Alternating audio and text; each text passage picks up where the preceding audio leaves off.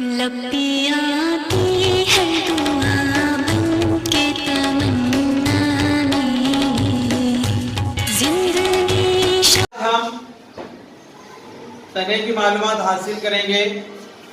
تنے کے مختلف حصے، یہ جو شکل ہے تنے کی شکل ہے، اس میں یہ جو آپ کو دکھائی دے رہا ہے اسے گرہ کہتے ہیں. اب یہ جو گرہ ہے اس گرہ سے اس گرہ، دو گروہ کے درمیان کے حصے کو بین گرہ انٹر نوڈز کہتے ہیں. گرہ کو ہم نوڈز کہتے ہیں انگلش میں. گرہ دو گروہوں کے درمیان کے حصے کو انٹر نوڈز یعنی بین گرہ کہتے ہیں.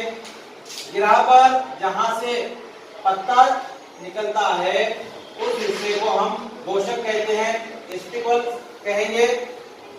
اس کے بعد تنے کا جو اوپری سرا ہوتا ہے اسے کلی کہتے ہیں، انگلش میں اسے بٹس کہیں گے. جو کلی ہے یہ ہمیشہ تنے کا بڑھنے والا حصہ ہے جو اوپر کی جانب بڑھتے رہتا ہے.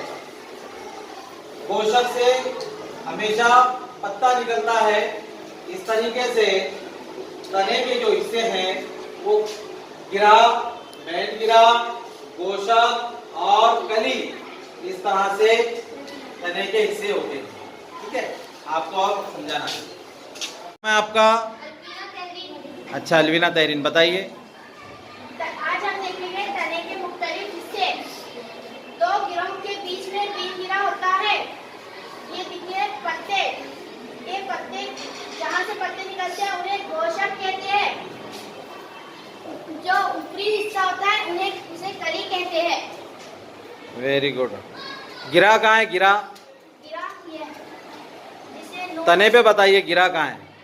تنے پہ اسے گرہ کہتے ہیں. Very good. گرہ کہتے ہیں.